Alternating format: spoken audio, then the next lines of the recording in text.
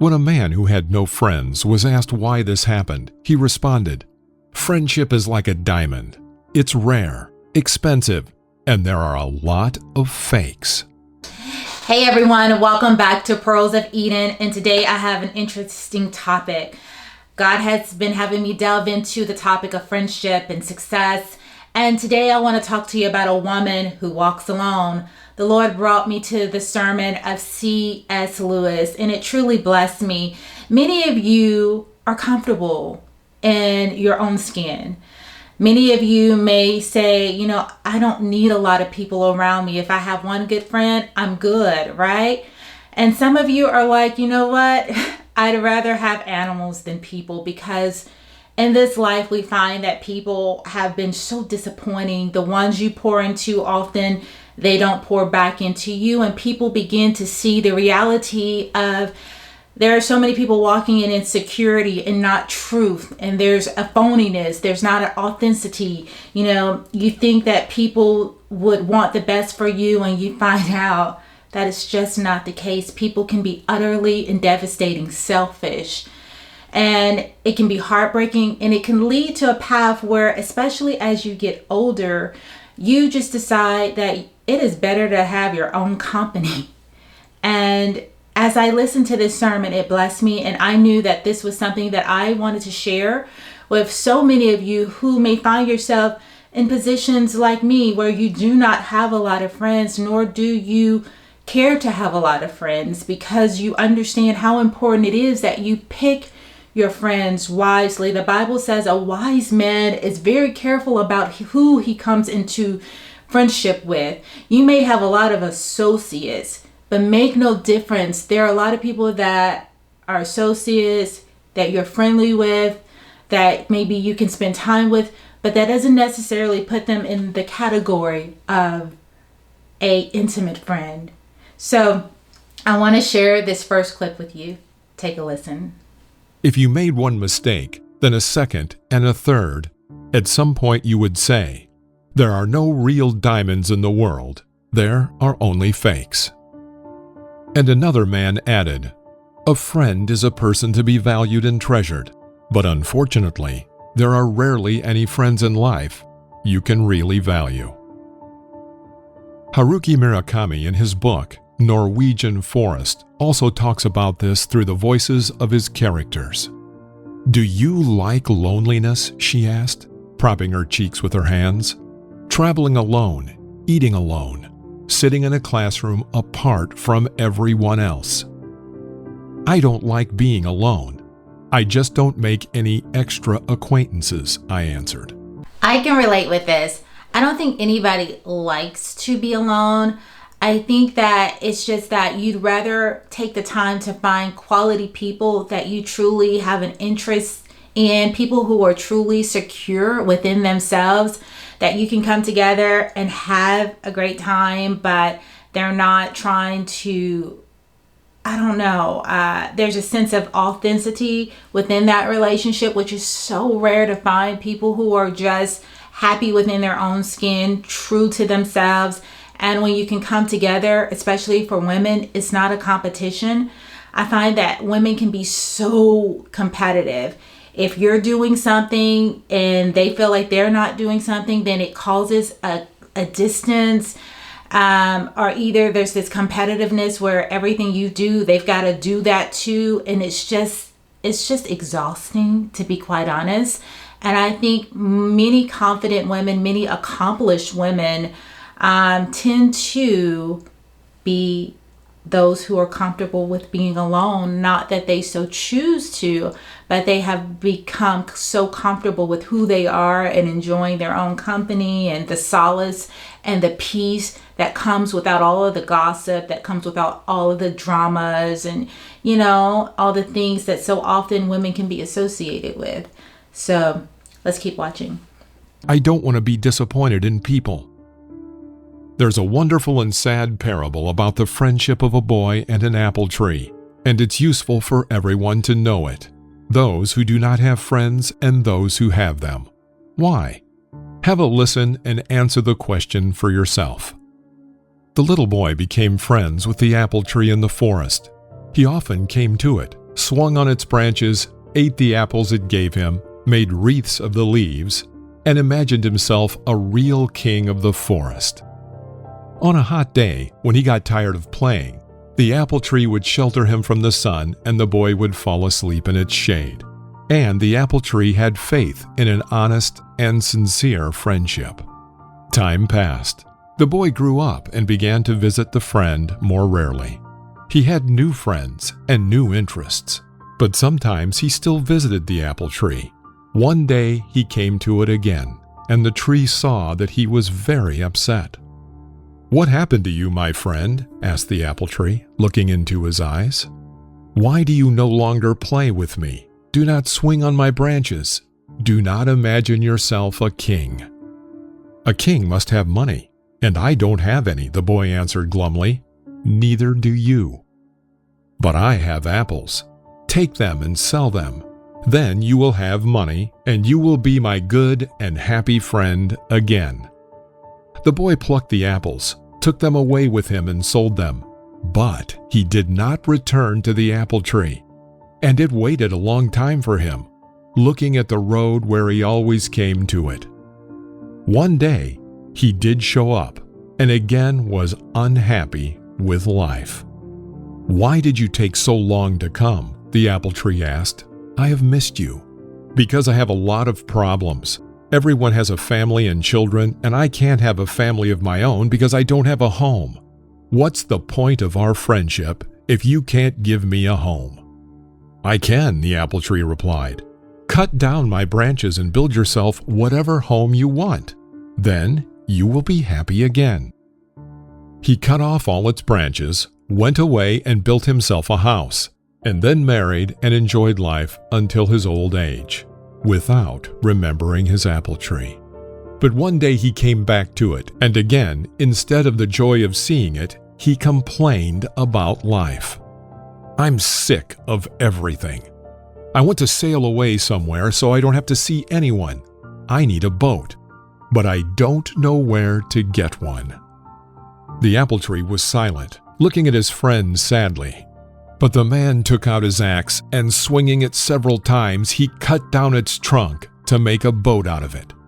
And when he had succeeded, he left without even looking back at the poor, tortured stump left from his friend. Time passed. Frequent rains watered the apple tree stump. The sun warmed the ground around it. Wild animals sometimes climbed on it and rested, enjoying life. But the stump was not happy about anything.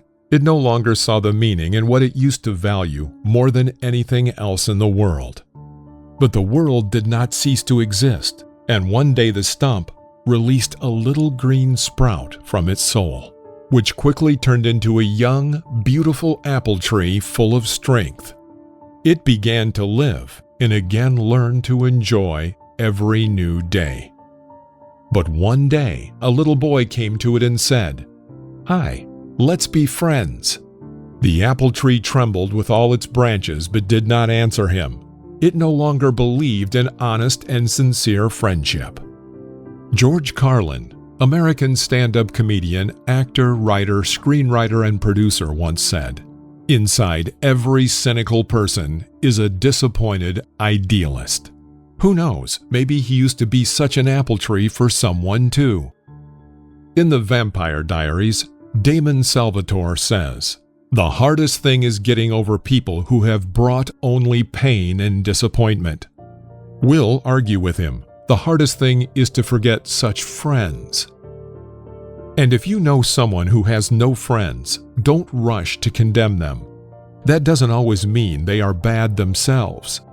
Maybe they have been an apple tree for someone too often, and now they have simply stopped believing in honest and sincere friendship. That's incredible, right? That story is fascinating, and I definitely wanted to share it as a part of this teaching. But we're about to shift gears because the sermon that the Lord shared with me was from CSLewis, and it's incredible. I'm also going to share some clips from Miles Monroe. So let's take a listen, and I pray that it encourages you. I pray that it blesses you, and I pray that it strengthens you, and that this message is confirmation for those who watch it, that just because you don't walk with a lot of people doesn't mean that you are less valuable. It doesn't mean that you're unfriendly or you're cold or you're just, what do you call it when people, a hermit? No.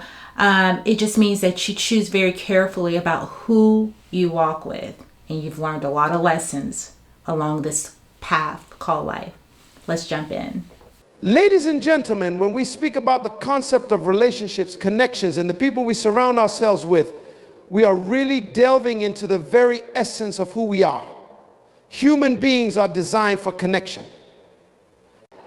From the moment we take our first breath until the moment we leave this earth, we seek interactions, affirmation, love, and sometimes just a simple word from others to remind us of our own humanity. Yet, there is a question that many of us avoid, a scenario we don't often discuss: what happens when a woman finds herself with no friends. A woman with no friends. Think about that phrase for a moment. It's not just a statement, it's a condition. It's a reality for many. But it is also a position of profound reflection and sometimes of deep power. Many would see this situation as one of weakness, loneliness, or even as a judgment against the woman herself. But I say to you today, we must reconsider how we view such circumstances. For sometimes the absence of friendship can be the very crucible through which a woman discovers her true self, her divine purpose, and her unshakable strength. Our society has long perpetuated the myth that a woman must always be surrounded by others to validate her existence. There is a dangerous message being sent to women that without the affirming voices of friends, without the constant company of companions, her value diminishes. But this is a fallacy. It is a distortion of truth. The presence or absence of friends does not determine a woman's worth. A woman with no friends may be seen by the world as isolated, but in the realm of purpose, she may be singularly focused. She may be misunderstood by those around her, but in the realm of destiny, she may be walking a path that only she can understand. We must be careful not to measure a woman's life by the number of people she surrounds herself with, but by the depth of her relationship with herself and her Creator. There is a critical distinction between loneliness and solitude. Loneliness is the painful awareness of being alone. Solitude, on the other hand, is the state of being alone but at peace. This is so true, you all. I would rather have my peace any day of the week than to be around people that are full of drama, that are inauthentic, that are not going to, it's not going to be a friendship where, it's going to be give and take. It's just take, take, take. How many of you know that? There are some people that they just take. They don't know how to give. They don't know how to pour into others. And also, it's sometimes hard to find people that are interested in the things that you are interested in, that walk in a path in a way that you do with God. Like a lot of people that are very spiritual, we spend a lot of time with God. We spend a lot of time in the things of God, which alleviates that desire or that need to be around a lot of people. We value that alone time. And it's not loneliness, it's solitude. As Miles Monroe said, it's a peace that you can't garner any other way. And don't get me wrong, I love to have outings with my friends. I like to enjoy other people's company, but I'm not someone that has to always be out and about. I'm not someone that always has to be invited to the party. And if I do get invited to the party, I'm probably looking for a way out. And I'm just, it's just who I am. I love to be alone, especially the older I get. When I was young, I had friends for days. I was at every event, right? But as I have become a woman of God and the older I have gotten, I just truly appreciate my alone time. It's very valuable to me. Let's keep watching. A woman with no friends may find herself in solitude, and while the world might pity her, She may be in the midst of discovering a strength that those with an abundance of friends may never come to know. In solitude, a woman learns to listen to the voice within her. She begins to recognize that her greatest validation comes not from others, but from her own spirit. She learns to walk through life not seeking the approval of others, but finding her approval from within. This is not a state of arrogance, but a state of understanding that her purpose, her life, her destiny is not dependent on how many people she can gather around her. Sometimes in life, a woman must stand alone, not because she wants to, but because her path requires a different strength.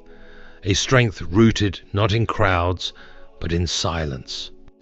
So this is the CSLewis sermon that the Lord brought in my path, and he had been bringing it to me for a while, and I just didn't take the time to watch it. And it was like, Lord, this is the fourth time this has shown up in my algorithm. God is trying to get me to watch it, and it truly blessed me because it was answers to questions that I've had. You know, Lord, why is it that I enjoy being alone? Why is it so hard to find quality friendships? And this sermon that CSLewis is still prophesying with, right? He's long and gone, but this word is still so relevant. It truly blessed my spirit. And I know that it's going to bless so many of you out there that have that same question of why do I like solitude? Why is it that I like to be alone? Why is it that I am so very particular about who I choose to spend my time with? This was a phenomenal sermon, and I couldn't keep it to myself. I couldn't gatekeep it, you all. I had to share it with my people. But let's just continue to watch it because you all is everything. Society often pushes us to seek validation through friendships and popularity, convincing us that we need others to prove our worth. But a woman who walks alone finds her worth from within and from God, not from the opinions or support of others. In Psalm 46:5 we read, "God is within her, she will not fall. God will help her at break of day." This verse reminds us that real strength is found in God's presence. When He is within her, she can stand firm, even when others fall away. Today we'll explore the powerful qualities of a woman who walks alone. But before we continue, please give this video a thumbs up so we can keep sharing these messages. Let us dive in. There's a unique strength in walking alone, especially for a woman. Independence and self-sufficiency aren't qualities that just appear. They're forged over time, through experiences, trials, and often solitude. A woman who chooses to stand on her own feet without needing the approval of others isn't just surviving, she's thriving. Her strength comes not from those around her, but from within. Our society tends to glorify companionship and togetherness, as though having people constantly by your side is what determines your worth. But a woman who walks alone has discovered that true power lies in self-reliance. She doesn't need a crowd or a tribe to define her purpose or give her direction. Instead, she learns to lean on God, knowing that He alone can supply the strength she needs. This self-sufficiency isn't about rejecting relationships. It's about understanding that relationships don't define her. She knows that she doesn't need friends or validation to know her worth, because her worth is something that is defined by God. Psalm 46:5 tells us, "God is within hers, she will not fall. God will help her at break of day." In this verse we see the essence of her strength. She doesn't rely on what people can give her. She relies on what God has already placed within her. When she faces challenges, she doesn't run to others for answers or support.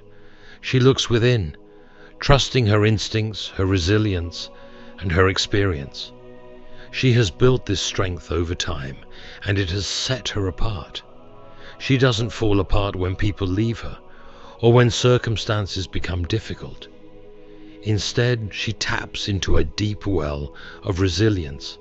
She understands that the only person she can truly count on, besides God, is herself. And that knowledge gives her unbreakable confidence. This kind of resilience isn't just about enduring, it's about thriving. She has learned to navigate life without constantly needing the affirmation or approval of others. She makes her own decisions, shapes her life, and stands strong in her beliefs, values, and vision. Walking alone requires courage, but it also grants her freedom. It's easy to follow the crowd, to be swept up in what everyone else is doing. But a woman who is self-sufficient is more interested in what's right for her than what's easy. She has the self-awareness and confidence to make choices that align with her true self, even if those choices take her down a solitary path. Through this independence, she finds a new kind of strength, a strength that isn't shaken by the absence of people. Her inner strength grows in her solitude, a power that doesn't waver, no matter who comes or goes. For a woman like this, solitude is not an empty space. It's a source of empowerment. It allows her to focus on herself, on her purpose, and on her walk with God. Write in the comments, "I walk with God," to declare that He is your firm foundation. Think of Ruth, who stood alone after her husband died and chose to leave her homeland to stay by Naomi's side.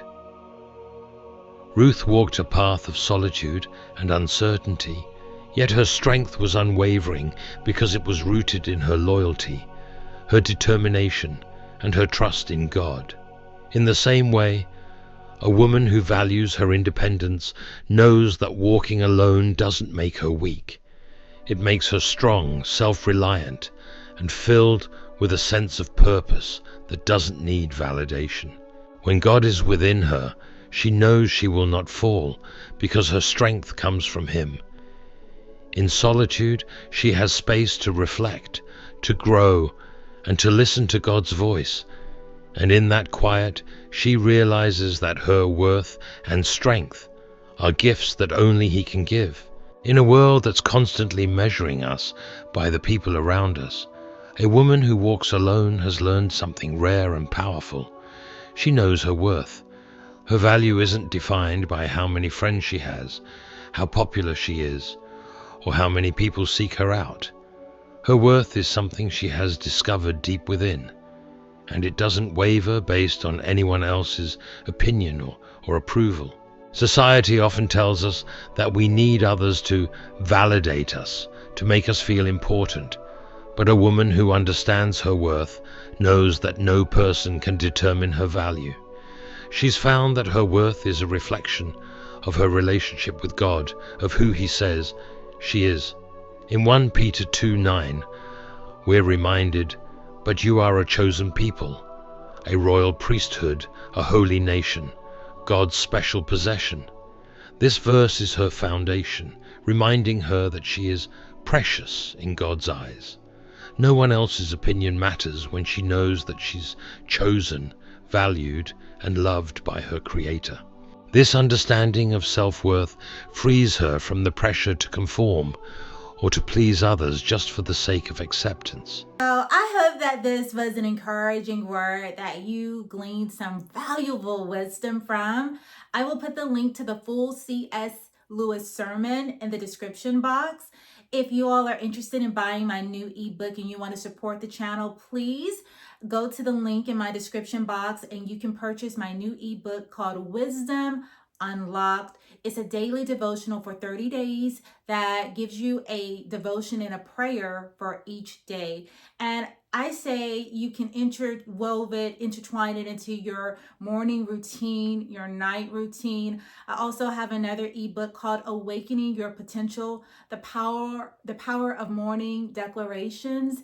And it is also a guide, a 7-day guide that shows you how to implement declarations into your morning routine. And it's so easy because you can just pull it out on your phone or your laptop, your iPad, and you have a guide right there that you can incorporate into your morning routine that will hopefully get you into the practice of declaring morning declarations with the scriptures.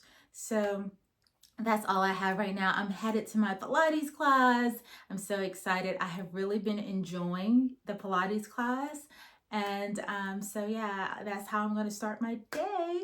But I pray that you all have a blessed day. Remember that you are the head, not the tail, above only and never beneath. And your value is in God and in God alone. Take care.